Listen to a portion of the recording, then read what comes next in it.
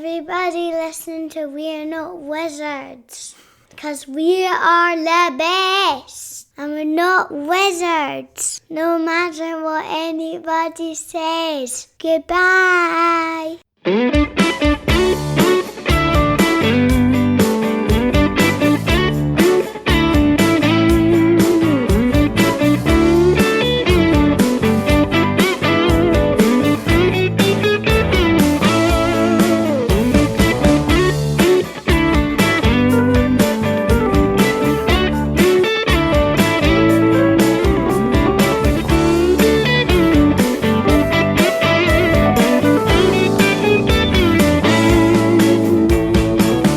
Hello and welcome to another episode of We're Not Wizards. My name's Richard. I'll be your host for May. May you have a good time. Now, right, a little while ago, we had a guy called Cesar. And Cesar, he's got a little company. Well, it's become a bigger company called Alleycat Games. And he did like a chocolate factory game, which was quite good and was quite wonderful. The person who's responsible for helping rotting the board gaming teeth is a gentleman by the name of Matthew Dunstan. And he's here to talk about Chocolate Factory. He's here to talk about being involved in various states of design and stuff like that.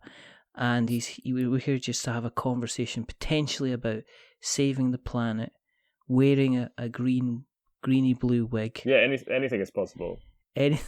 Anything, as Thunderbird said, anything can happen in the next half hour. How are you, sir? Are you well? So buckle in. Buckle in. I'm well. Thanks for having me on, Richard. It's been that's quite an introduction. Actually, I knew Cesar even before Alleycat Games started. He used to come along to the Cambridge playtest meetup, and. He was showing off his Lab Wars game. Yes. And we were sort of working on it. So that was a long time so it's sort of been great to see him go all that way. Yeah, exactly. I suppose we better say hello to everybody who's out there, and hello to everybody who's out there. The reason that we do this is quite simple. Hello. Is because we like speaking to people, and we've done about 270 of these things, and the intention is to try and. I know, you're prolific. Trying to speak to as many people as possible before I get kind of stopped forever, or I just turn around and say, I've had enough, I'm finished, I've done, I've spoken to everybody, there's nobody else worth speaking to. And the other reason it is because, as I say, Cesar was on the show to talk about Chocolate Factory a while ago, and this young man, he was meant to be on as well, but for whatever reason, he says, I've listened to the show, I'm definitely not coming on. But then I kind of guilted him into coming on the show anyway, so he's turned up. He's under a bit of duress, but he's here to talk about himself, so it should be okay, but we never know. So there you go. I don't know what really to say to that, but I'm quite happy to be here. Let the record state that I don't fully remember the reason that I didn't come on last time. I don't think it was for any. I don't think it was any. No, I think it was probably a timing thing. I think actually I had to move the time either backwards or forwards by a certain period of time, and I think you guys were in a bit of a kind of a mad playtesting thing for. I think it was potentially for Chocolate Factory. You were going through various different things, and yeah. Yeah, we did add some new content in during the campaign, which we had to kind of quickly put together. So yeah, it was and I can't complain anyway. I mean, it's not like I'm the only podcaster that's out there. I mean, I was checking today. There's literally like thousands of us now. You know, the board game podcast is something that everybody is doing. So it's not like we're I'm surprised there's more podcasters out there than people that are actually playing games. Who knew? But there you go. Well, I'm behind the what is that, behind the eight ball, because I just started a blog. I'm 10 years ago, so or sort of restarted a new project. But Yeah, because everyone's in the podcast space, so I thought I'd try something different. So anyway, I was just kind of sick of going to iTunes and just seeing the top 100 stuff is all to do with like board games. Has decided to do something so slightly different kind of instead. One of the things we like to do is we like to find out about how people got involved in the hobby, so we can have a little look at the recipe of the past before we stare maybe at the, I don't know, maybe the chocolate bar of the present, and then we look at the sore tummy of the future. So you want to tell us how you kind of got involved in the industry, in the hobby? I played games when I was younger, more traditional kind of games in Australia, and I did play sort of Settlers of Catan and things like that when I was, I don't know, 10 or 12 or something like that. So I had some, some exposure to some more modern sort of games, but I didn't really play a lot of games. When I went to university in Australia, I started to play a few more board games. I went along to a few clubs, but I think it was 2010 where I really, that year seems to be the year I sort of maybe got serious about board games being part of my life, I guess, because I, joined Board Game Geek and I started going to, playing every week and before long. And the thing that's a bit hazy is why I decided to become a designer. I don't really exactly know. I think I probably just thought, why not? Or, I'd had ideas and thought I would sort of try them out. So, are you the type of person that tinkers away at stuff? I mean, because we had a chat beforehand. Not really, though. We had a chat beforehand, and you're a bit of a scientist. So if you're like a scientist with an imagination, do you like to know how kind of like things kind of work, kind of thing? I guess that probably is true. I do often think there are very close parallels between scientific research and making games. I always think of games as experiments. When you make a new prototype, you're sort of, and when you're testing, you're just performing an experiment, and you'll hopefully observe what happens and then use that to gain some sort of insight to the system you're creating. And of course, in science, that system is reality that you're trying to get some insight into. So I definitely think there's parallels, but I guess maybe that's it. Maybe there's something about being a scientist means that you're always interested in what constitutes the whole, and you like looking under the hood. I probably wasn't. Yeah, I was probably quite mechanically motivated, I would say.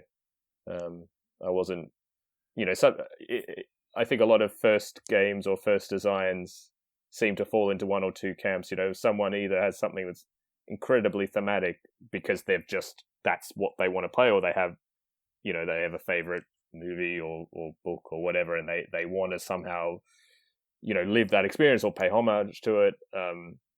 Or other people, more like myself, there's something about how a game works or some mechanism. And of course, when you get on in design, there it's not one or the other. But I feel like when you start out, you have to be driven by something, because you haven't sort of, something has to keep you going, and whether it's that sort of tinkering or whether it's some sort of thematic experience. Because all the games I made initially, they weren't thematic at all, really. I wouldn't say so. I mean, they had some sort of placeholder, but they weren't any great thematic romp. I mean, you've been they weren't much of a romp at all, I guess. But you have been kind of like fairly prolific, though. I mean, you're not the guy that's kind of like done kind of like one or two games and then that's kind of it. Do you get kind of pleasure out of inventing systems then? I mean, are you the type of I think are you so. the type of person who says, right, okay, if we tie this in, so we're moving this here, so this creates this, so this creates that, and that's cool, that's an entire game kind of thing? Or what I can do is I can tie 3 or 4 of these systems together and have that as a kind of a bigger kind of game. Yeah, I think you're right. Actually, I think I definitely do. I mean, for me, I think I like when you can find one system or one mechanical novelty that somehow gives you the whole game or most of the game. Mm-hmm. I think there's something. I mean, the word elegance gets thrown around a lot, but when I think about design elegance, it's when one novelty serves so many different purposes. It serves as being interactive, it serves as giving progression, it serves as something tactile, it serves as competition. I mean, one example that comes to mind is something like from Hansa Teutonica, which is one of my favorite games. The way they use a cube, essentially, which I know it's going to sound completely ridiculous, but the sort of the number of ways they use that one piece that Andreas Sterding uses in the game to mean so many different things. It's something that the way that you pay to fight your opponents, it's the way that you block them, it's the way that you show progression towards a goal.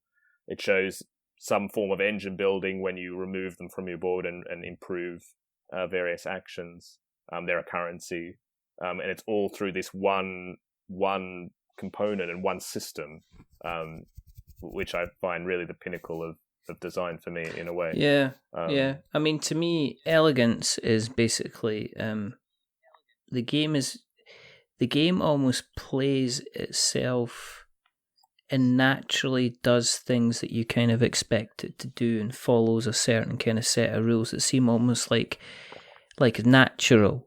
That even, if it was an animal, that would be the direction it would kind of go. So the systems, there's no point the system kind of feels out of place, that you're kind of going, oh, I didn't think that would turn into that. I thought that would naturally double up or use this, or then I would be able to add this kind of additional resource. I think, to me, a very, very complicated game can still be elegant because of the way everything kind of naturally kind of flows together, and you never feel you're having to double check the kind of the rule book. Do you know what I mean? Is that it's almost like it's a kind of a natural thing.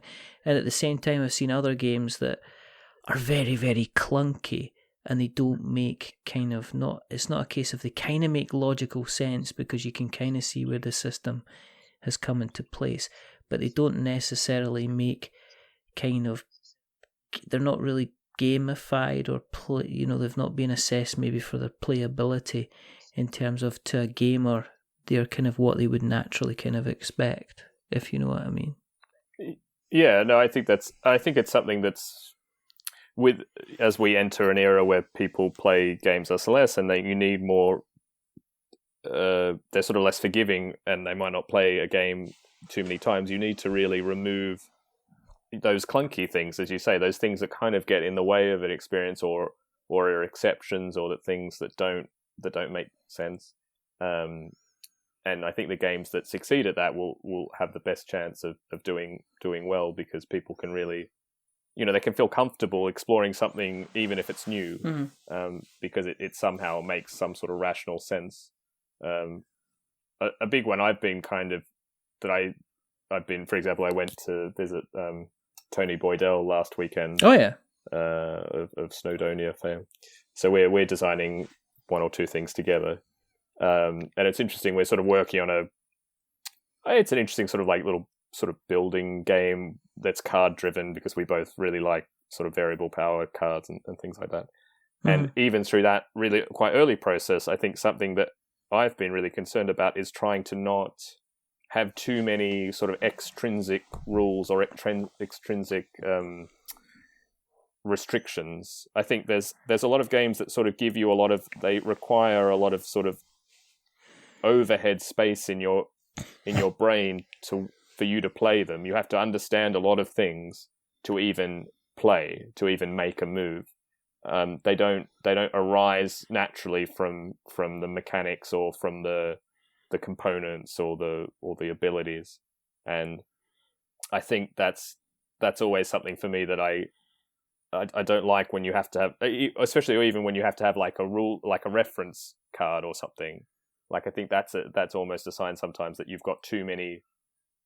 There's too much stuff that you have to sort of put on the players that they have to understand to even start playing the game, rather than having it kind of emerge as they play what's possible. That the components should suggest what you can do, rather than you have to remember what you can do with the components. I mean, that's not always possible. I mean, it depends on the game, but it's something to think. I think that's worth thinking about. When you're working on stuff, do you work on systems and then tie them together then? Do you have like kind of brainstorming sessions where you think of mechanics that then you can incorporate into a game?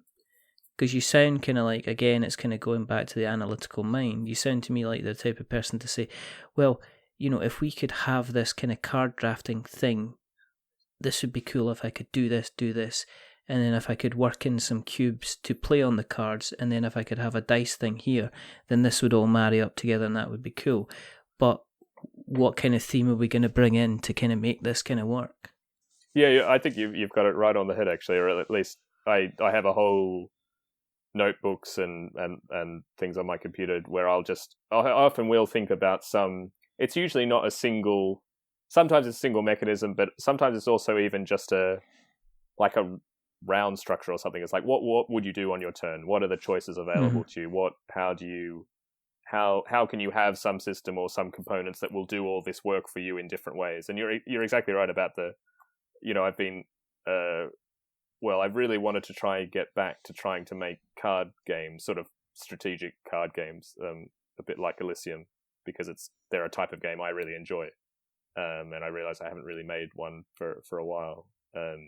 And a lot of that is thinking about, okay, if I stack the cards like this, and if I have 5 types, and maybe a type can trigger this, or it could do that, and there's sort of multi-use cards and things. So I guess that's probably, I think I do think about that. But I the only other thing now that has really, I feel, with something like the success of Wingspan, has sort of added a new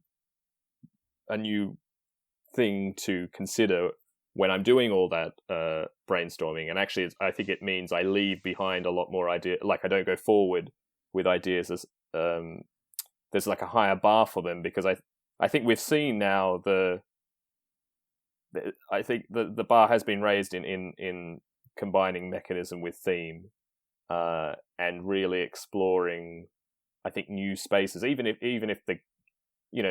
neither is completely out there, but really trying to not be content with just yet another fantasy drafting game or yet another city building game. I think I mean, that's not to say that I won't make those games, because I think sometimes it suits it, but on the other hand, if you've got a mechanism, I think I'll always push to see if it can be more, that it can so I'm also trying to collect lots of kind of theme ideas, I guess. So I'm currently obsessed with flavor and food, and I'm trying to see if I can make a card game all about combining food, but that makes sense scientifically. So what drives flavor in food? Why do certain foods go well with each other? He's trying to be like the rat out of Ratatouille. Then is that what you're trying to say to me? Basically, yeah, or Heston Blumenthal or something, or yeah.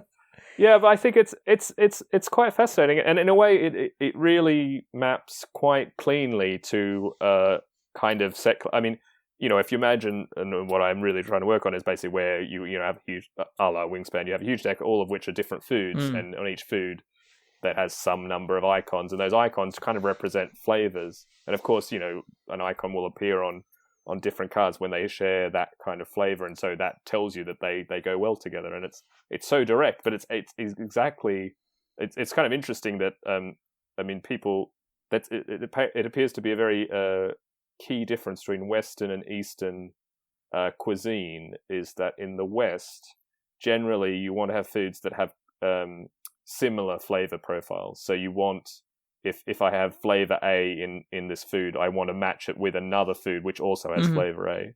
Whereas in Eastern cultures, generally, it's the opposite. You don't want matching flavors in foods to be put together. You want contrast, which is which in itself is quite kind of interesting. From the same foods, there's some sort of fundamental difference in how you approach it. And I mean, it's still actually not particularly well understood. It's still a lot of work to be done, but it is fascinating. And even the simple act of now we didn't. People are going to be like, we're tuned in to listen about game design, not to hear about food. But what These happens people when are just you going to have to cook wait. meat. These people are just going to have to wait. Anyways, smash. I mean, it's like there's other. If you want to listen to people talk about mechanics in games, there's other. As we said, we've already established there's tons of podcasts out there. Well, this is going to make this one stand out, I guess. Exactly. Anyway, you're talking about cooked meat. Yes. Well, no. Well, this is the last point, but something happens called the Maillard reaction, which is what happens when meat browns or cooks, basically. But I think it's something like 9 or 10,000 different chemical compounds are created or released during that process. And it's a different set of compounds depending on the meat, depending on the conditions, depending on the temperature. All of that, and that all goes into this sort of what we would say is cooked meat. So if you sort of it's sort of incredible the kind of complexity hidden in that one act of heating meat in different ways, and that's why you get this sort of incredible richness of flavor across all meats and depending on preparation. And whereas with vegetables you don't have that.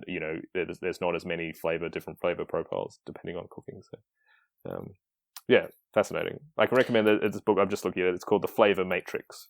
If anyone's interested, check it out. I'll stick that in the show notes. If you give us the link, we'll put it into the show notes. I mean, going back to Wingspan, which was I should be getting some. It was a strange it was a strange thing because it was kind of like the industry darling for a long time, and now I'm seeing a little bit of a backlash on it, or I'm seeing a mixture of people saying, "Oh, it wasn't." I don't know if they were expecting some kind of big, huge. No, look at it this way. I'll say it again. I think they imprinted their own expectations onto the game and were either absolutely delighted with the final product or disappointed. I think certain people were expecting a very, very heavy game, and other people were expecting a kind of a system, like they were expecting something to run along the same lines as Scythe. And that's kind of got it. And I've seen different people kind of get things out of it, and I've seen kind of people kind of disappointed. Do you think, though, that with us starting to put a lot of games into the spotlight, do you think there's a danger that people will go after, designers will look to create certain designs based on popularity as opposed to based on them seeing a system that they believe is going to be kind of fun to play? Oh, that's a loaded question. Yes, it is. I mean, gosh, we can't pretend that you can't pretend that it doesn't already happen. I mean, like, I do it as well. I'm not I wouldn't call myself like an artist or something. I mean, there was something, I can't remember. Eric Lang has this sort of like 3 profiles of a game designer. You're either an artist, a rock star, or there's one other one. I can't remember the third one, unfortunately. But my point being is that I don't think I'm driven purely by creating something because I must create it, and I want to express something that is in my head, and I just have to sort of put it out there. It's a part of what I want to do, but another part is that I would like people to play it, and I would like people to hopefully enjoy it. And the moment you think about that, I mean, you are thinking about making something that's popular. I mean, on some level. And of course, publishers also have to think about it, unless you're sort of self-publishing. The moment you sell a game to a publisher, that also then starts becoming a concern. So I think we'd be kidding ourselves if we weren't saying that most game designers on some level are trying to make popular games. Now, they're trying to make games that they themselves also like, hopefully. Yeah. They're not doing it instead of making something they enjoy. But, I mean, it's so difficult to get anyone to even play your game or to even hear about it. So I think, sure, that even if there is some sort of backlash at the end, I mean, that's just because more people have heard about it. And in the end, I think you're still, no bad, any press is good press, I think, realistically. Especially in this case, because I think, I mean, I haven't read everything, but I've played Wingspan and I quite enjoy it. It's not my absolute favorite game in the world, but it's very solid, and it is in a kind of type of game I enjoy a lot, and it's a good game. So I think all the criticism about expectations, that's one thing, but there's certainly not criticisms about the game itself in terms of the design and is it a smooth experience? Is it, does it have all those sort of modern game design aspects? Is it, is it fair? Is it interesting? Is it beautiful? So I still think in the end it's still a resounding success, even if there are some loud critics. But that's just because it wasn't what they wanted it to be, and that's all. Yeah, I think it's an expectation thing. I think over the actual execution, I don't think anybody can deny that the way the game was executed, it was executed extremely well. I think that people were expecting a certain game, and not everybody got that game that they were kind of expecting, especially. But I guess is there not that sense of it was a very, very difficult game to get a hold of, and therefore people were trying to justify to themselves that they've probably potentially tracked down the game, paid a lot of money for the game, and now they're sitting there saying, I hope I haven't just thrown X amount of money down the drain. With Chocolate Factory, okay, the hype machine on that was going for a long time, because I do remember Cesar speaking about it, while he was even talking about, other projects that he was running at the same time. Did you, because people were like looking at the art, they were looking at the mechanics, and they were saying, well, this is really, people were getting excited about it.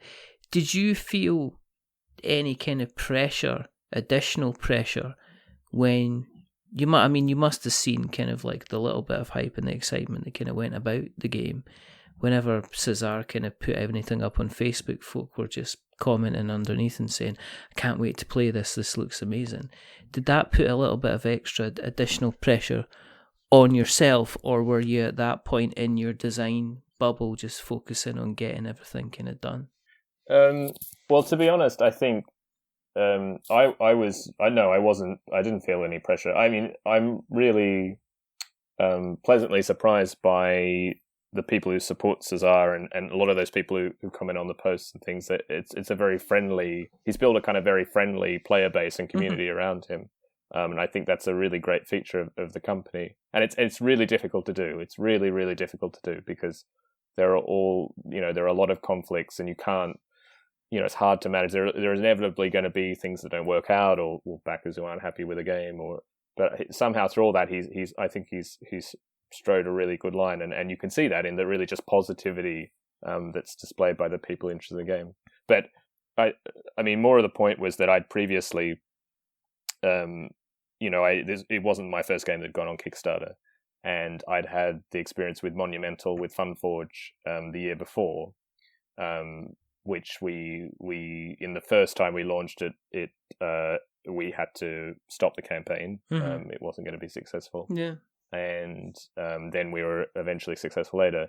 And to be honest, if you compare the communities and the comments for that project, and similarly, they also did a lot of revealing of art and mechanisms, and they went, they traveled all around France, showing the game to people, and if you read those comments, some of the comments, you can see why I had no sense of concern or pressure from the people who are interested in that, because it just is kind of night and day. It's not a criticism. I mean, it's a small kind of minority, I'm sure, of the overall backers of Monumental, but because of the history the FunForge has had with Kickstarter, there are a number of people who are sort of got their pitchforks ready to go, unfortunately. And that's just not the case with Cesar and Alicat. And to his credit, that's not by chance that he's run a lot of really great campaigns and is really good at building a community. So no, I felt quite calm, actually, to be honest. I wasn't wasn't even necessarily checking the project every day or anything, or I was sort of I don't believe that for a second that you weren't kind of, there wasn't a little bit of it's honest, action. Quite honest. So no, honestly, there was definitely. I mean, Kickstarter campaigns are a little bit that. Yeah. It's kind of the start and the end that are the kind of big points. I think. I mean, actually, the really nice thing was that I think that Cesar was also quite open to keep working on the game even during the Kickstarter, and that actually the community was also receptive of that, because sometimes you have the opposite reaction that people think, oh, the game's not finished, or why are you still working on it, or blah blah blah blah. But actually, people were they were just excited what more we could put in the game. And it was great to have that opportunity, and we it's a better game for it. It's a strange situation because Kickstarter did used to be kind of like, people were happier to say, like, we're going to be working on the rules. We've got a couple of changes we might make to the art. We might do something different with the components. And people were like, well, this is an idea. It's going to kind of evolve. And there's a section of Kickstarter, unfortunately, which is kind of like, why are you trying to change this? Like you said, is this not finished? Why can I not see a finished rule book? Why can I not have the 3D printer files to print my own version of the game, kind of really, thing? It's a difficult. I haven't kind of unpacked all my thoughts about Kickstarter, I guess. I mean, it's just it's obviously a big part of the industry now, and being someone who wants to sell games and make games, and it's inevitably going to be part of my future. But it is so much work goes into Kickstarter beyond just producing the game, and that kind of return on investment gets lower and lower and lower every year in terms of the amount of work. Not designers, publishers, everybody has to put into it, and it's I definitely don't fault anyone for finding it. It's just a difficult thing to do. But at the same time, you always look at the success stories and you go, wow, that was, when people raise $1 million or whatever, and that's great, for the company, hopefully, and that's a great boon, and it does allow games to exist that wouldn't have otherwise, or beautiful collector's editions. I think of like Tony's Snowdonia, for example, like with NKSN. Without Kickstarter, they'll never have a beautiful deluxe edition, which realistically is kind of what that game should have. That it has, this beautiful realization of the world and these different railways, and to have them all together in one box, and to make new content, and that that I quite like, that kind of these new, because it's not. I suppose it's not preying on people, this kind of that fear of missing out or things like that. It's not preying so much on the hype. It's seeing excellent games that you want to have a new life, and how do you kind of improve them, and how do you like just today or just this week, Cleopatra and the Society of Architects went back, like an old Days of Wonder game from Bruno Cathala and Ludovic Montblanc, and that's been upgraded and it's just. I think that's a really nice, from a designer point of view, it's that's great what can be achieved, and how far you can push the envelope with, creating beautiful objects that are still excellent games. It's just the process is increasingly taxing for all involved, and I don't know if it's fully appreciated. Again, I really think it is a minority. I'm certainly not. There's a huge majority of people who are incredibly supportive and very understanding. And of course, without them, these games wouldn't get made. But it's hard to ignore that vocal minority that makes it can make it difficult sometimes. I think the other thing is as well is that we're ending up with flash in the pans and Kickstarter. Is that we're ending up with games that kind of are successful, are funded, get fulfilled, and then you never hear from them again. There isn't that kind of that. It's a fear I see with the video game industry that there's people that are talking about the right to essentially pirate video games so that they've got a copy of the original game, because otherwise what happens with kind of like these virtual consoles, and as video game platforms kind of die out, then the games that were available on those platforms, there's not an actual physical record of that game. You can't, there's entire swathes of games which just are lost to the annals of history and whatever because you can't play them. And the thing with board games is that, are we in this situation where we build so much on the hype machine and stuff like that, and the nature of Kickstarter is there's not such a retail tail, that you do get games that have 1,000 copies out there, and that's it. And they're fantastic games. They're highlights of the genre, but there's just no way to push them back to get the next retail tail, if you know what I mean. Yeah, I mean, but isn't it great that they exist at all? I guess. I mean, it's yeah. It depends what you want to get out of it. I think obviously making a game is one thing, and Kickstarter is great for that, but it doesn't mean that you'll be able to make a company. For example, that you'll be able to keep making games or keep restocking games. That's a different skill set. Yeah. And it's from a designer's point of view, I'm definitely tempted that I would love to be able to be a full-time game designer, and if I were to do that, Kickstarter would obviously be part of that, but it's you are confronted also with the reality that yes, you're making these, the standard of what is made now is so high across the board, but you also have to somehow reconcile that with all the time you put in. But it may just be 1,000 copies, and you have to kind of reconcile that with, is that enough for you? Is that are you happy with that? Because for 9 out of 10 games you make, that probably will be, what the reality is of it. So it's an interesting, it's an interesting thing. It makes you really think about why you're doing what you're doing, what you're trying to get out of it, what gives you joy in the whole process. But I'm still happy to be doing it. So yeah, I mean, I must be getting something. Out of the games that you've been involved in, is if you could pick a game which was, say, the kind of the code names of your portfolio, the game that ended up kind of being seen and sold anywhere, out of the stuff that you've been involved in, is there any games that you would have said, well, I'd love this if this had gone kind of thermonuclear basically and spread anywhere? Well, I think I would take any game going thermonuclear, but I mean there's two thoughts that come to mind. One is Elysium, which I sort of can't answer it with Elysium because it did do quite well actually, really, by all standards. It sold about 50,000 copies probably. But there's still a sad point with that, is that it was a kind of a game that, as I said, I love systems, and one of the things baked into that game is the fact that you can make more cards and more families, and it was set up that you would easily be able to mix them and create new experiences, new combinations, and that was sort of inherent to that. And we designed a complete expansion of 8 gods, that would completely, kind of explode the variety, and it's sort of beyond, for me, it's beyond like replayability or variability, because in that game it's all about what is the specific combination of things that are available to you, and how they combine with each other is meaningful and meaningfully different.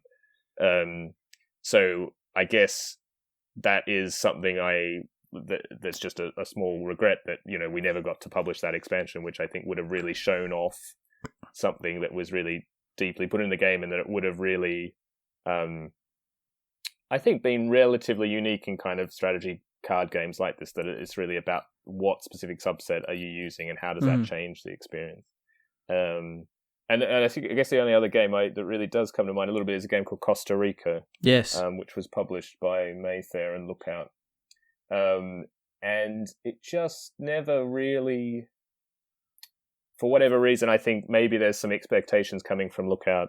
It's got Clemens Friend's artwork, which is amazing, and but it's not a heavy game. It's really a kind of a light family game. But it's just a really, I don't know, it's just really simple. It's just doing something just a little bit different, but people have so much fun when you see people playing it, and you still get comments about that it's just this real surprise to some people that you can play, that it allows you to be, horrible to your friends if you want, or you can just play very gently, and there's really nice interaction around the table, and again, in such a kind of relatively simple game, that you felt like maybe with it, I don't know, if things had been different, it could have reached quite a wide audience, because it really can be played by almost anybody. The concepts are so simple, and it just creates a lot of really fun moments, which I think is really important. So, yeah, I guess those would probably be the things that come to mind. But I, of course, I wish that all my designs, lived longer and were played more. And I think they are. I think if you ever feel down, I go, maybe seems quite sad. But I go to old Board Game Geek pages and you read through some comments, and Yeah. I usually sort by rank, so I don't read the low comments because that's not really going to help anybody. At least not going to help me. Yeah. But it just reminds you that like that you. Because that's the other thing. Once you design a game, you don't really play it anymore. Actually, in fact, you stop playing it well before it's published normally, and seeing those comments reminds you that it's a thing that exists and that it's still being played now, and it still is delivering something that you can't ever know what it is, because if you've created it, you never will enjoy it the same way as I think somebody who hasn't created it, and to read that is really just really meaningful. So it's it's nice. There is still life, even if only one or two people playing. It's still meaningful. Mm-hmm. What's your plans next? I mean, what have you got in the kind of the fire just now? Yeah, it's that people can kind of expect to see from you. Yeah, it's going to be a good year, I think. So I have these adventure games with Cosmos, so it's co-designed with Phil Walker Harding, and they are just getting released in German now, and they'll be available in English later this year. So they're sort of a homage to old point-and-click adventure PC games. And it's all right. Okay. It's in the same format as the Exit series, also from Cosmos. So sort of that small box, about €10 a game, and so it's quite different in that you have, again, it's a cooperative experience, but it's not destructive, and it's not so much about puzzles. It's a lot more about story. You essentially have locations that you're exploring, and you use a book to refer to look at what you see, and you pick up items, and once you have items, you can use them at a particular location. You see what that happens by looking it up in the book. And so, I mean, some of the things have been done before. You see, like using items together, Unlock does that, for example. But this is all really, ultimately, it's about the story that is progressing and that you're discovering, and the choices that you make in that story. It's split into the two that are being released. You play generally about 3 sessions of 90 minutes each. It's also about, I guess, one of the things I really wanted to make was a game in the kind of narrative escape room kind of genre. I guess it's following along from that, but that asked the players to use their brains. Like in a sort of in reality. If I have a hammer, what can I do with a hammer? What if I'm presented with all these different locations, all these different things I could use a hammer for? What makes sense? It's like those, exactly what you were thinking in point and click adventures. Like, I have this thing. Where could I use it? What makes sense? Yeah. What might happen?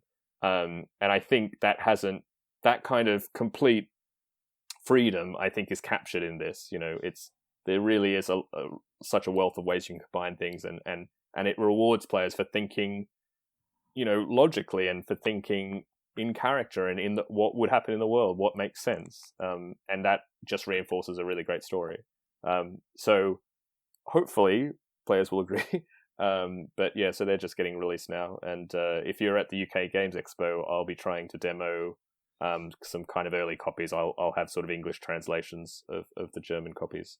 Cool. So if people want to check it out.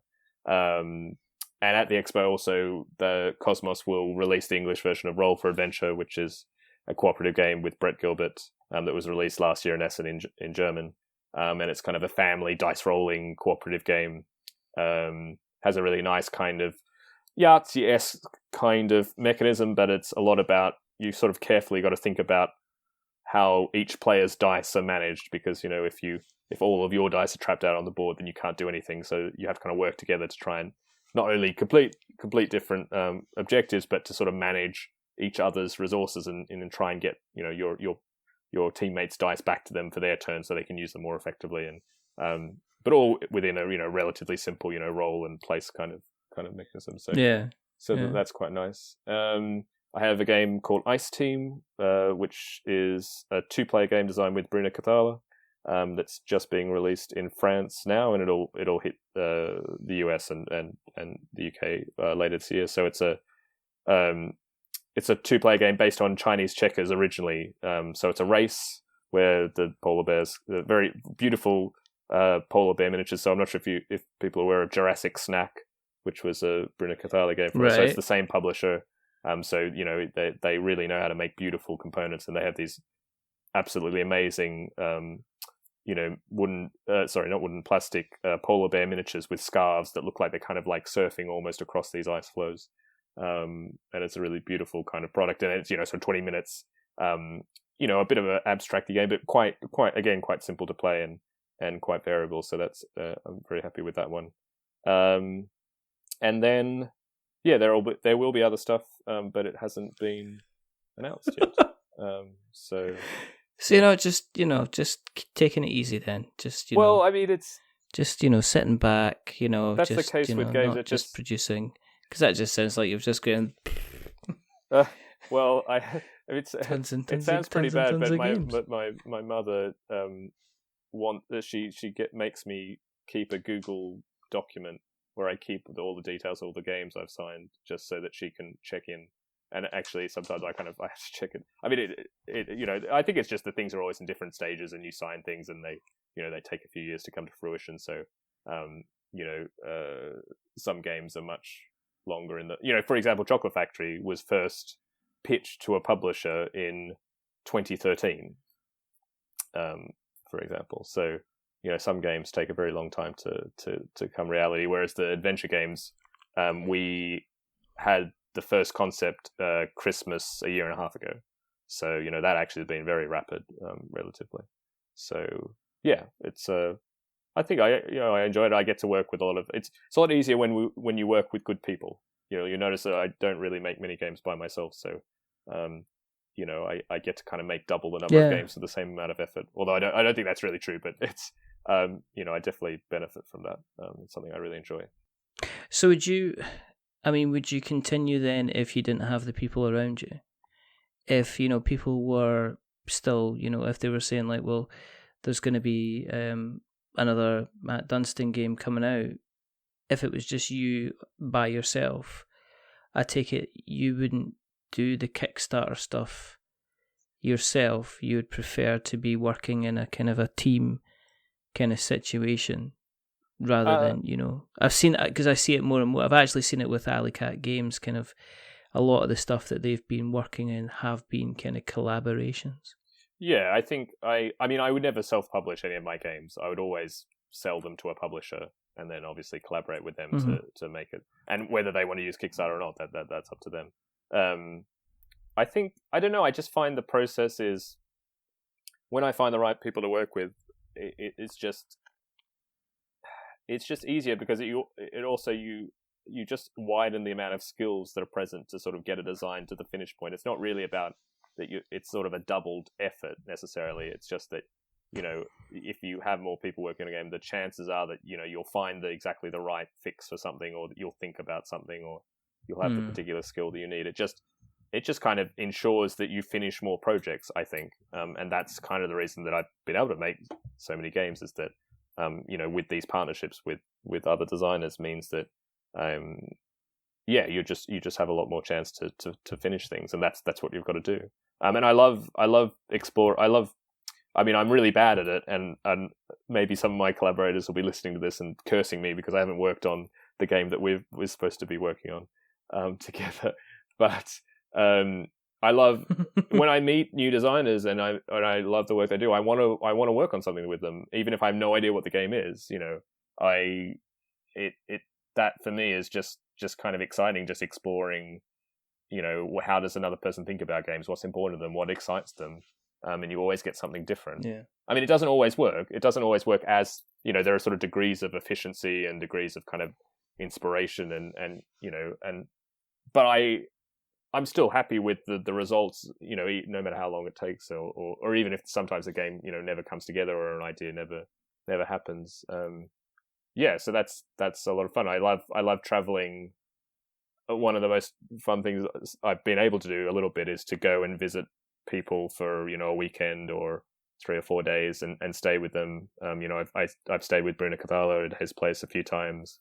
And we just kind of talk, and sometimes we work on designs, or we just play other games, or just enjoy life. Like he has a very sort of laid back approach to designing, actually. And I go to other people, like I've visited Adam Porter of Pakoko fame in Wales, and I've never been to Cardiff.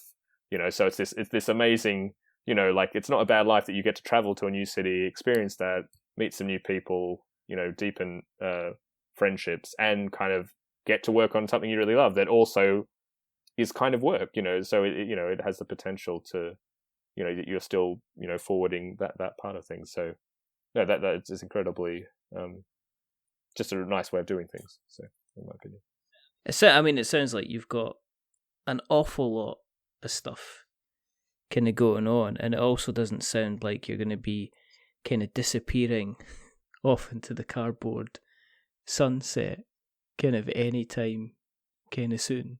No. You have to put up with me for a while yet. I might be moving maybe from the UK this year, but I'm already sort of thinking about how can I, where I move, how can I fit up new collaborations.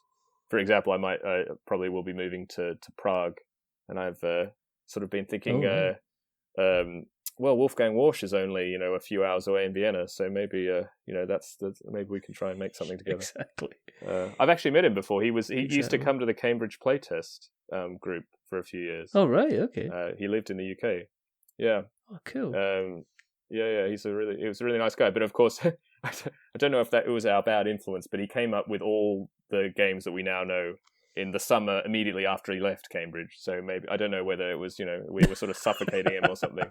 But he's absolutely exactly. Nice, so, yeah. You inspired me to go somewhere else. Yes. Basically. Thank you very much for my pleasure. For coming on. Pleasure. If people want to keep an eye on everything that you're going to be up to, and I'm surprised you'll get a chance to even sleep, where can we find you on the internet webs? Yeah, probably the best place is Twitter. So I'm at wisegoldfish, all one word, on Twitter. That's probably where I sort of keep most things up to date. And I have a website which is, who knows, when somebody listens to this in a year, so it's matthewdunstan.com/games. And maybe by the time some listeners listen to this in a year's time, it will have been updated properly to be a good summary of what I'm doing. But currently, it's a rather sorry state of affairs.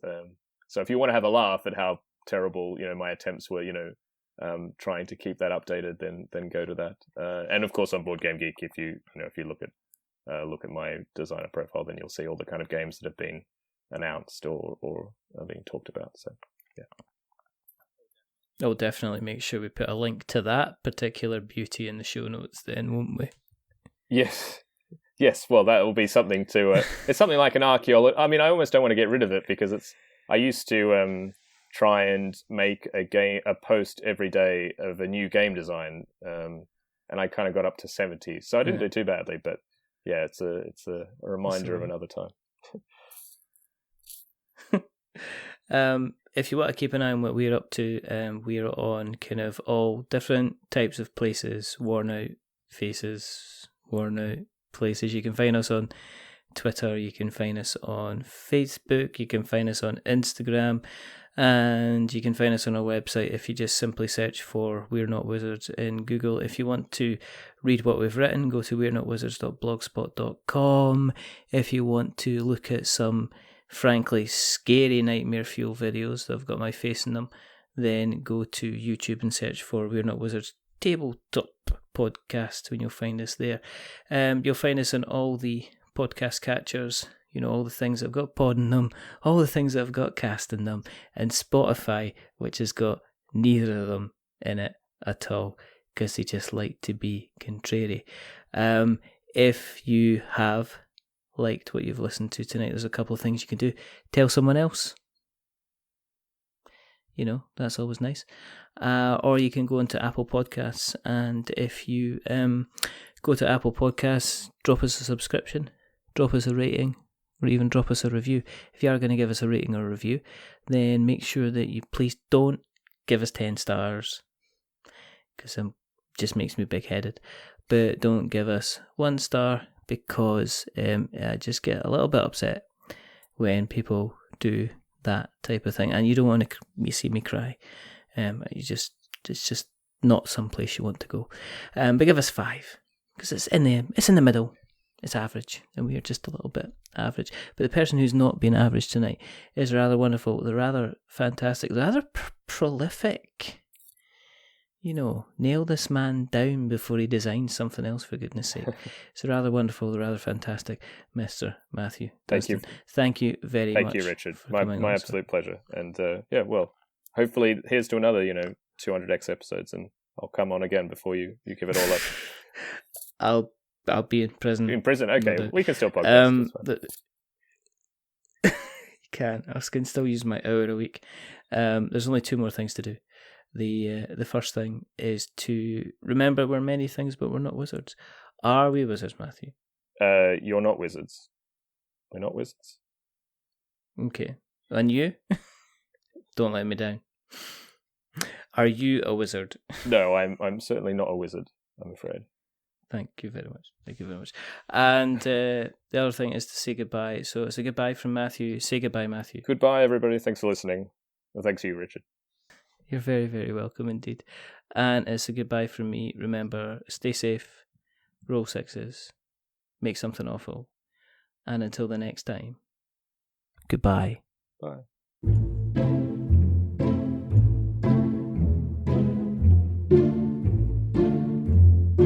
A wizard is never late.